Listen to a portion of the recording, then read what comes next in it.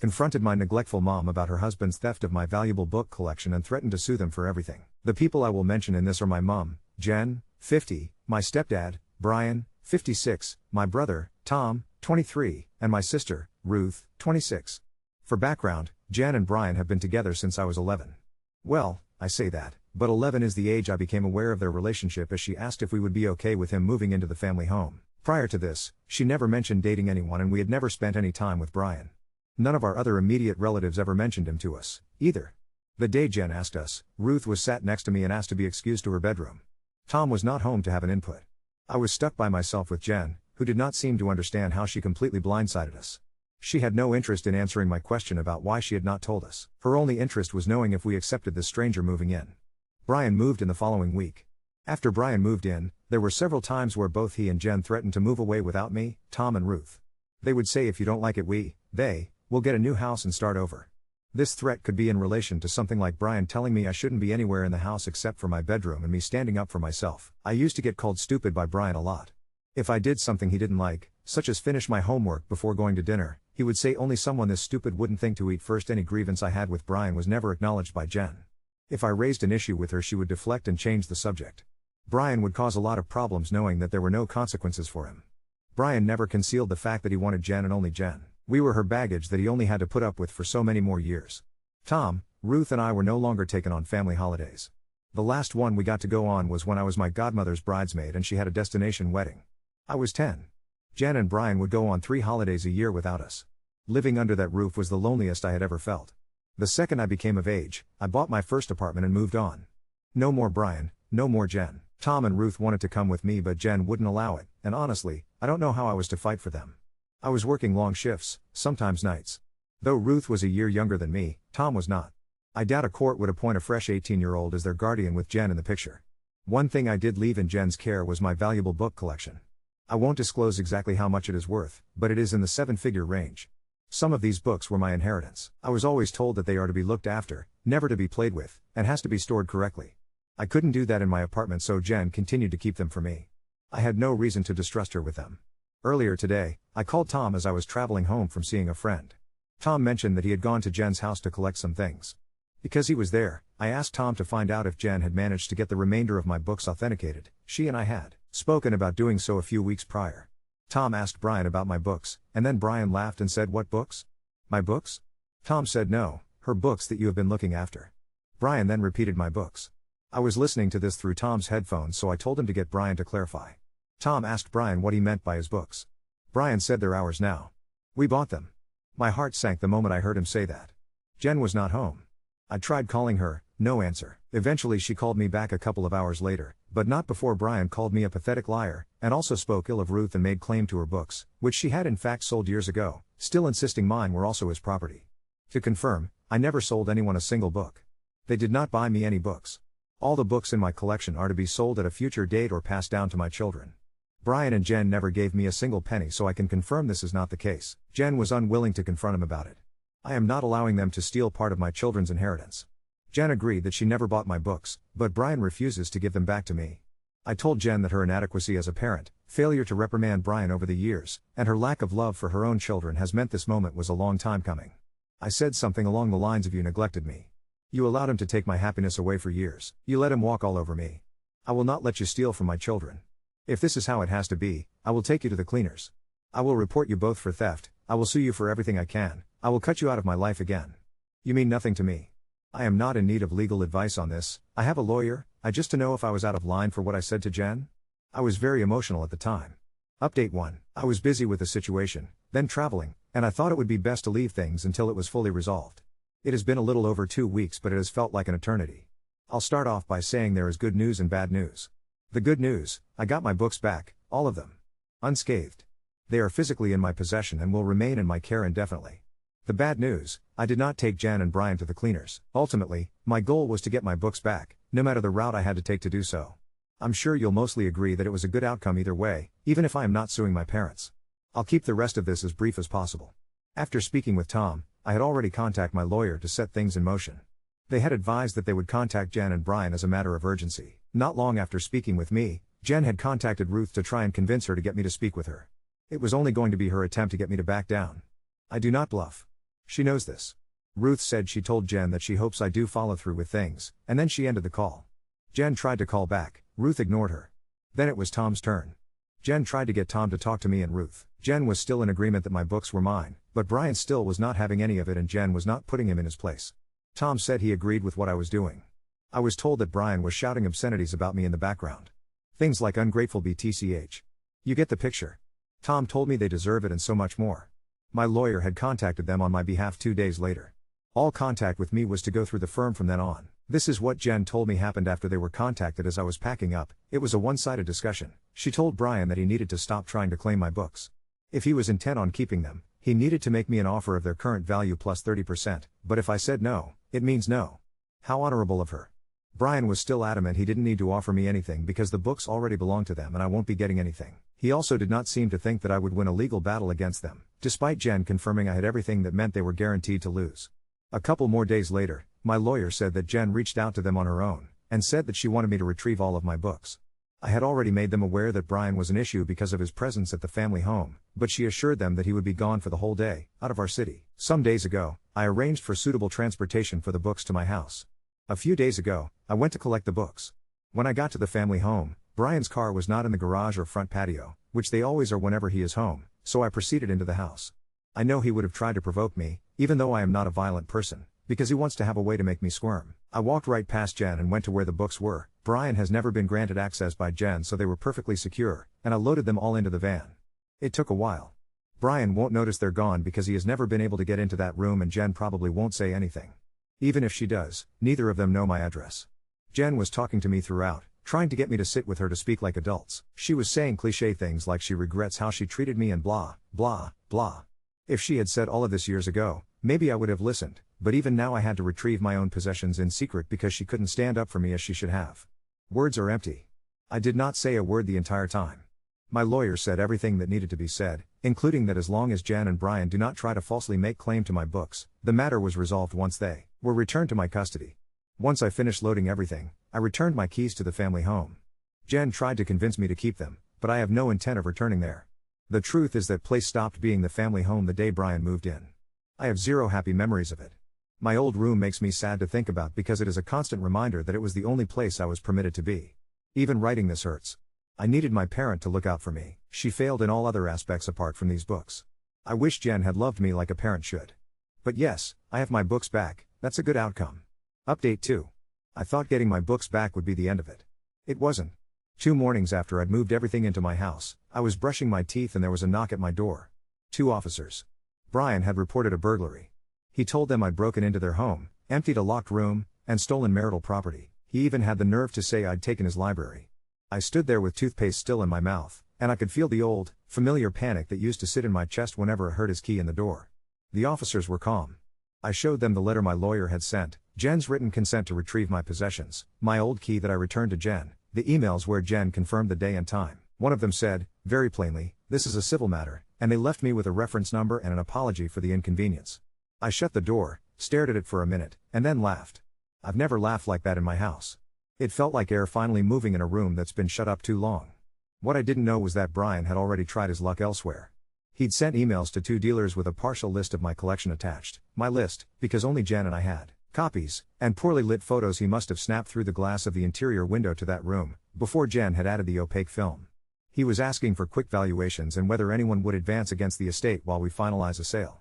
He'd used his real name, his work email, and a very loud signature. One of the dealers had replied asking for proof of ownership.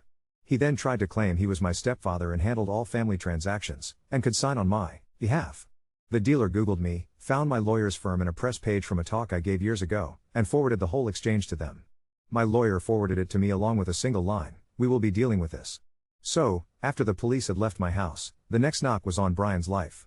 My lawyer wrote to him and Jen again stating that if he continued to make false claims or to involve third parties, we would apply for an injunction and pursue costs. They gave him 48 hours to withdraw the police complaint and send written undertakings that he would not contact me again, or any dealer, auction house, insurer, or bank about my property.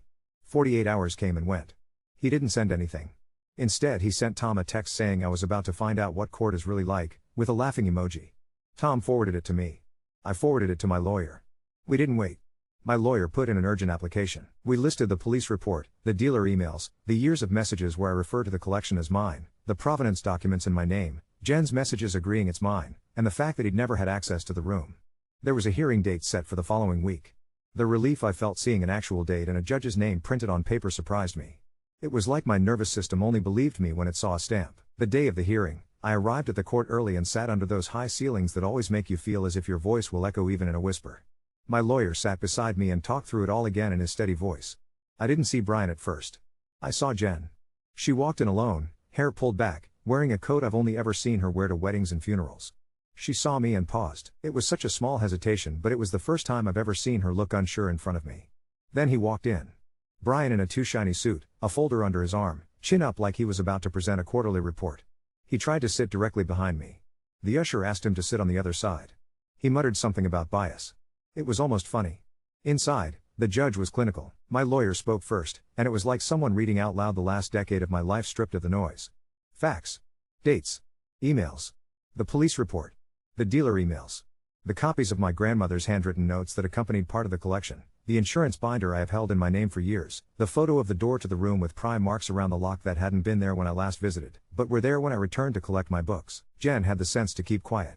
Brian tried to interrupt 3 times. On the 4th the judge said, "You will have your turn." When it was his turn, he stood and said he was the patriarch of the household and that what comes into a marital home is marital, and that I was ungrateful in weaponizing courts. He waved a sheet of paper and told the judge it was a receipt. It was a receipt for a set of shelves from a flat pack store from 3 years ago. He tried to say that proved he invested. The judge stared at him for a long time and then asked him if he had any paperwork showing he bought the books, any agreement where I transferred ownership, any will naming him. He said something about verbal agreements and respect. The judge told him respect was not enforceable and that the court was not there to adjudicate his disappointment that I would not allow him to help himself to assets that weren't his. We left with an order. He is prohibited from contacting me directly or indirectly, from making any claim over my property, from approaching any dealers or insurers regarding my collection, and from setting foot within a set distance of my home or workplace. He is to remove, within 7 days, any online posts or adverts referencing the collection, and to send written notice to the dealers retracting his claims. He is to pay costs. The judge told him that if he filed any further false reports, it would be taken into account as harassment. He went red. Jen put a hand to her face. When the judge made the costs order, Brian turned to her and said, far louder than he intended, "Well, you can pay for this then," and the judge looked up again. That look from a stranger did more to shame him than anything in my childhood ever did. Afterwards, I walked out into the cold air and I remember my hands shaking and my teeth chattering, and then I realized I was smiling. It felt wrong to smile outside a court. It also felt, for once, right. There was quiet for a few days. I focused on my house. The van I'd hired had gone back, the last crate had been opened, and my living room looked like a packing facility. I set up the room I'd had built for the collection as if I were moving a friend in. It's absurd to say that about objects, I know, but if you know, you know. I had a specialist come to check the climate control. I put on gloves. I moved each book into place myself. The room smelled like paper and leather and something that somehow smells like time. I slept on the floor that night with the door closed and woke up at 3 a.m. convinced I could hear my grandmother humming, which is ridiculous and made me cry. It wasn't quiet everywhere else. Tom called. He said Brian was furious that the police had done nothing and that there was an order against him. He was stomping around the house, calling me a psychopath and Jen a turncoat. The next day, Tom called again to tell me he'd gone around because Ruth wanted to pick up some of her old things from the loft, and he didn't want her there alone. When they arrived, the locks had been changed. Not by Jen. By Brian. He had decided that since the house is mine, it isn't, it's in Jen's name, he would do what he wanted. Jen was on the front steps. She had a suitcase. She was crying. I don't think I have ever seen my mom cry. She got into Tom's car without being asked. She asked Tom to take her to a hotel. Tom rang me because he didn't want to pay for her room on his card in case Brian followed the paper trail. I booked it. It's a small thing, but booking your mom into a hotel feels like a peculiar milestone in adulthood I didn't want. That night, Jen sent me a message. She said she knew I didn't want to talk to her and that she would not ask me to, but there were some things she needed to put in my hands while she could. She asked me to meet her at the bank the next morning. I spoke to my lawyer. We agreed I would go, with him, and we would sit in the lobby if we had to. When we arrived, she was there already, sitting on one of those low chairs, looking smaller than I remember her ever looking. She had a small brown envelope in her lap. Inside the bank, she opened a safe deposit box. Inside the box were 3 things: a sealed letter in my grandmother's handwriting addressed to me, dated the year she died, a thin blue folder of insurance and appraisal documents I had never seen from when I was a child, and a brass key tagged with a number that matched a second box number. We had to make another appointment to access the second box because of the key tags, so we just took the letter and the folder. We sat on a bench outside the bank and I read the letter. My grandmother had written about the first time she took me to a book fair, and how I had reached for a book as if I knew it already. She wrote that the books were mine, not because ink on a page said so, but because she had watched me learn to love them. She wrote that she had made sure no man can ever tell you they are his, and that she expected my mother to honor that because love is not finite and men do not need to be chosen at the expense of children. I have never seen my grandmother write unkindly about anyone. I have never seen her state anything so sharply, either. The folder held the original trust papers she'd set up for the collection until I turned 21. My name, my signature at 21, my lawyer's colleague's signature from all those years ago when I was still at university, Jen's signature as trustee before then. No Brian anywhere. My lawyer read it all with his finger following the lines like a child reading aloud in class. He looked up at me and said, "This is a belt on top of the braces we already have." Jen said she had kept those because it felt wrong to hand over something that made me still feel like your mom, and that she knew that was foolish. She said she had lied to herself that if she kept the papers, she was still somehow protecting something. She said, without prompting, that she met Brian when I was 9. She had been seeing him for almost 2 years by the time she introduced him to us, and her family knew. She said this like a confession and it landed in me like a stone dropped in water, no splash, just a series of rings widening outwards and touching everything else. She said he had made it clear very early on that he wanted a wife, not a family, but that she was sure she could be both, and then she found herself proving to him over and over that he came first. I told her I didn't want her explanations. I told her that if she wanted anything from me, it would have to be space and proof over time. She nodded and then, with a tiny ridiculous half-laugh that sounded like the shadow of who she used to be, she said, "I finally did tell him to leave." It wasn't triumphant. It was exhausted. I did not hug her. I went home and sat on the floor of the book room again and read the letter until I fell asleep. The second safe deposit box appointment was later that week. Inside were small, careful things. Letters from authors I'd written to as a teenager and received responses from that my grandmother had asked to hold for me until I was less about to lose them. A pressed sprig of rosemary from my great-grandfather's garden with a note in my grandmother's looping hand saying, "For remembrance." A little brooch I remember her wearing on her cardigan the day I swore, loudly, at Brian for calling me stupid, and she smiled like she'd been waiting years to hear me say it. And, rolled up and tied with cotton tape, the original inventory my grandmother had kept in her own hand, which matched mine, like a map drawn by two people decades apart and in perfect agreement. In the middle of all of this, I had a contractor at the house to finish the book room. He noticed the pry marks on the door in one of the photos. He offered to fit steel reinforcement plates inside the frame and a discreet internal bar that would make the door impossible to open without a sledgehammer even if you had a key. I said yes. It felt slightly mad to turn my home into a mini vault, but after watching a man stand up in court and say he should be able to take what's mine because he has a ring on my mum's finger, slightly mad feels a very sensible response. Tom has been around a lot. He cooked dinner in my kitchen 3 nights in a row because he said he felt less like he was going to put his elbow through a wall if he was chopping onions. He told me that when he and Ruth went back to the house with a locksmith and the police to collect some of Ruth's things, Brian had already disappeared. He'd taken his car, some clothes, his golf clubs, and, ridiculously, the kettle. The kettle of all things. The house felt different. Tom said it smelled like men's body spray and that stale anger smell you get when someone has been shouting a lot in a closed room. He said he and Ruth carried down boxes in silence. He said Jen came by with 2 friends from work and they were like a tiny moving crew. She has a small flat now. She sent me a photo of an empty bookcase in the corner with a plant on top of it. I stared at that photo longer than I meant to. I don't know what it is to feel sorry for someone who stood by the person who hurt you, but it exists, that feeling. It doesn't undo anything. It just sits there. Brian did try one last thing. Of course he did. He sent me a letter through his lawyer, a man whose letterhead I googled and found attached to a website that looks like it was built in 2006 and has a moving gavel gif.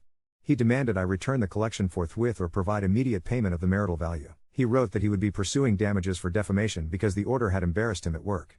My lawyer replied with a copy of the order, a copy of the trust papers, a copy of the dealer emails, and a reminder that if he continued to contact me via anyone but my lawyer, we would apply to have him held in contempt. Silence since then. Sometimes silence is the best noise. I said I wouldn't sue them. I still won't, but I did instruct my lawyer to submit a bill of costs to Brian as ordered and to file the order with his employer when he used company email for the dealer nonsense. What his employer does with that is not my business. I am not holding my breath for any money. I am not doing any of this for money. I have done one thing that felt like closing a circle. I sold one book. Not one of the special ones. A duplicate, a later edition that I had 2 of because my grandmother was a magpie and because I learned from her. I took the money and paid for Tom's deposit on a new place closer to me and Ruth's course fee for a qualification she had been putting off because she didn't want to ask anyone for help. I didn't tell them what I'd used. They don't need to know. It felt right to let something go so that something else could move forward. People say you can choose your family, and I used to roll my eyes at that because it felt trite. Today I was standing in my book room, turning the brass key from the safe deposit box over in my hands, and I thought, no, you cannot choose the facts of who raised you, but you can curate the shelves of your life the way you curate a room. You can take down what hurts to look at. You can put back what matters. You can build a door that keeps out what is not good for you. You can breathe in a room that is just yours. I don't know if Jen and I will ever have anything that looks like a relationship. I know I won't speak to Brian again if I can help it. I know I will not go back to that house. I know my books are where they should be. I know I meant it that night when I said I would take them to the cleaners if I had to. It turns out I didn't have to take them there to get what I needed. It was enough to remind them that there are places that wash what people like Brian try to smear onto you right off, and courts are one of them. I will take the small, wild joy of turning a page in quiet over any noisy scorched earth. That's my victory. Update 3. The first thing that happened was a windowed brown envelope on my doormat that made my stomach drop before I picked it up. I don't know why my body still does that, like paper can bite. It was the sealed costs order with a note about enforcement attached. I read it standing up in the hallway, coat half on, keys in my hand, and then I sat on the step because my knees did something ridiculous and forgot how to be knees. My lawyer had already sent a copy to Brian's employer when he used his company email for the dealer nonsense. HR wrote back acknowledging receipt and asking for confirmation that the order covered contact via any work channels. It does. My lawyer wrote a very polite, very sharp line about misuse of professional resources. A week later, Tom rang me from the car park of a supermarket to tell me he'd bumped into one of Brian's colleagues who said he had been asked to take some time away from the office. The phrase gardening leave floated in the air like a perfume none of us had ever worn. I stared at a bag of oranges on my counter and thought, you can't make someone do right, but you can make it expensive when they do wrong. Then he broke the silence clause in the most Brian way possible. He didn't contact me. He rang Tom after midnight and left a mess of a voicemail that was equal parts she'll see what happens when she plays with adults and tell her I know where she lives in that performative growl men like him seem to practice in their cars. Tom sent it to me. I sent it to my lawyer. The next knock was on a different door. The police turned up at his friend's bungalow because he had decamped there like a sulking teenager. He got an official warning for breaching the order. The officer who rang me sounded bored in that delicious way people sound when they are tired of someone else's theatrics. He's been advised in very clear terms, she said, which I think is police for stop it. In between all of that, life tried to be ordinary. Tom moved into his new place one Saturday with boxes that had once held my printer, a juicer I never used, and an entire forest's worth of those clinky cheap hangers. Ruth started her course on Mondays and Wednesdays and sends me photos of laminated charts like she's 6 and it's show and tell. I now own a second kettle because I forgot I already owned one and panic bought a new one after Brian took the old one from the family house. Tom said Jen's kettle went out with him. He bought her a bright red one that looks like a cartoon. It whistles. He says it sounds like exasperation. Jen. She asked me to meet her at a storage unit out on the ring road where all the spaces have numbers the size of house doors. She said there were boxes with my name on them in my grandmother's handwriting. I went because of the handwriting, not because of her. The unit smelled like dust that had been given a nice coat of varnish. She opened the metal door and it rattled like a small storm.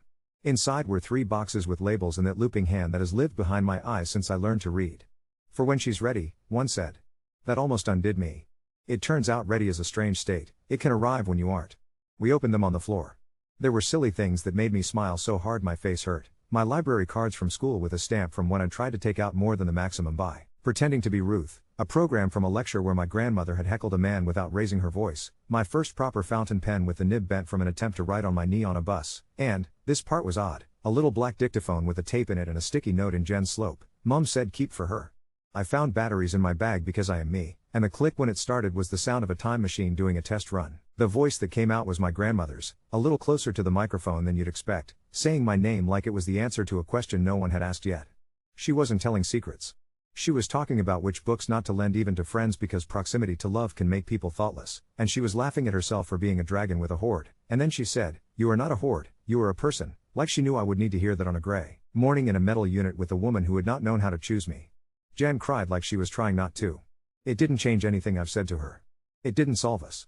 But I sat on the cold floor and let that voice put a hand on the back of my neck the way she used to, and for 10 minutes neither of us were anyone's disappointment. We were just 2 people being very, very quiet. I am still not going to the house. It is under valuation now anyway. Jan has instructed a solicitor. She is not arguing with me about anything. She is, for once, arguing with him. She told me she'd been to see a support worker for coercive control, and I heard something like sunlight in her mouth when she said I gave my statement. She has her own order in place now. He tried the predictable dance, long messages, then apologies, then insults, then a photo of a pizza from a place they used to go as if nostalgia could reverse paperwork. She blocked him. She sent me a screenshot of the block confirmation like a teenager showing off their exam results. I didn't say well done. I thought it. Brian, being Brian, did something so petty it looped back around to being funny. He filed a small claim for compensation for the time and labor expended in protecting and maintaining an asset and listed regular dusting of door as one of his line items. I wish I were joking. The judge struck it out on the papers with a single sentence about abuse of process that read like the legal equivalent of an eye roll. He appealed, because of course he did, and then withdrew the appeal when he realized there are fees for everything. There has been more good than bad in the rooms I actually live in. A local library got in touch after someone at that dealer forwarded them my lawyer's very crisp letter and asked if I might be willing to come to a quiet evening event to talk about Provenance. Nothing formal, just people who love spines and stories, biscuits provided. I went. I wore the brooch from the safe deposit box on a black jumper and told a group of 20 people about my grandmother's inventory like it was a poem. An elderly man in a flat cap came up afterwards and said he had met my grandmother at a fair in the 90s, and she had refused to sell him something because he pronounced the author's name wrong twice. He said he'd thought she was terrifying and brilliant. He reached into his coat and gave me a small cardboard ex libris card with her name printed on it that he said he'd been using as a bookmark for years because she'd tucked it into a book he bought and it felt like borrowing it from her, not stealing. I didn't know what to do with my hands, so I put it in my pocket and pressed my palm against it like it might float away. I framed it when I got home and hung it by the door to the book room. It looks like a boundary and a welcome at the same time. In the early hours on a Tuesday, I noticed a mark on the paint near the book room door that wasn't there the day before. A small grease shine like a fingerprint had tested the edge. I watched my own house for 2 nights in a way that made my teeth ache. Then I rang the man who fitted the reinforcement plates and asked him back. He arrived with a square of sheet steel, a bag of screws that looked like something from a ship, and a grin. We added a recessed deadbolt no one would see unless they were on the floor with a torch. I added a camera in the hallway. It feels excessive and it also feels like being the adult in the room. Nothing has shown up on the footage except a moth doing dance practice. My lawyer says if he breaches the boundary order, we don't ask for warnings. We go straight back. I am sleeping, which is how I know part of me believes we might not have to. Because all of this began with me being a caretaker of other people's paper. I did something I should have done years ago, and in doing it, felt something lift. I sat with my lawyer and wrote a will. I wrote one sentence that made my throat hurt. The collection is to pass to my children, should I have them, but until then it is to be held by a trust with Tom and Ruth as trustees, and with letters of wishes attached. I wrote the letter of wishes at my kitchen table with a too fine pen that kept catching on the paper.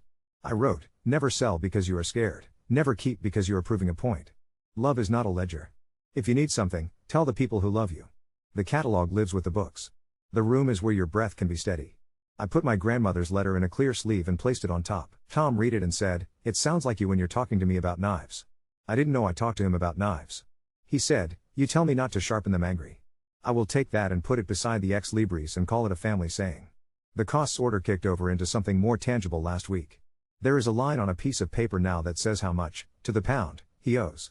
An attachment of earnings order went to his employer. I don't know if he's there to receive it. I don't care. The point isn't the money.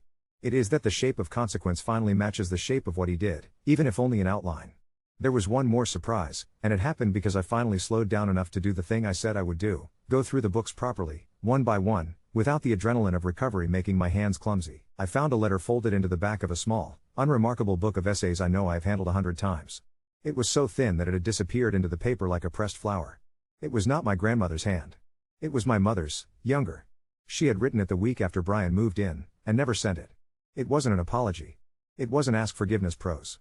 It was disjointed and fierce and terrified. She wrote that she was trying to do 2 contradictory things, be a good wife and be a good mother, and that she didn't know how to do both with a person who believes the first cancels the second.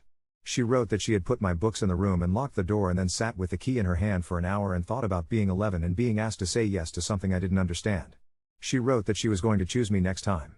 She didn't. Finding the letter didn't change that. It also meant that when she says the words now, I know somewhere in her there was a person who once wanted to make that choice. It is a grief and a relief in the same breath. I have done one more thing that felt like turning a page and not tearing one out. I took a duplicate, again, not a rare one, not one with a note in the end paper or a signature anybody would fight over, and I drove it to the little library that hosted me. I asked the librarian if they took donations. She said they did. I asked if they would put a small plaque inside the front cover that reads, "In memory of M, who believed in keeping books in the hands of people who love them." She smiled and said yes. I walked out into the thin spring sun, felt my face tighten with cold, and for the first time in months, I didn't look over my shoulder. I don't know where Brian is. I know where he isn't. He isn't in my hallway, he isn't in the corner of a courtroom smirking, he isn't in the space between me and the things that make me myself. I know where Jen is, a small flat with a red kettle and a plant that is doing surprisingly well for something that lives in a rented window. I don't know if she will ever be someone I can sit with without the air going brittle. I do know that the next time she says she chose me, I will look for the actions that wear those words like, close. I don't have to be ready for that today. Tonight I am going to do an absurd thing that feels entirely sane. I'm going to lock the reinforced door, turn the thermostat to the setting that makes the room smell like old paper, and sit on the floor with the dictaphone and listen to a dead woman talk about how there are some books you guard not because they are valuable but because they are anchors. And then I am going to turn the little brass key from the safe deposit box over in my fingers, once, and put it back in the dish by the door, and go to bed, and let a door be just a door.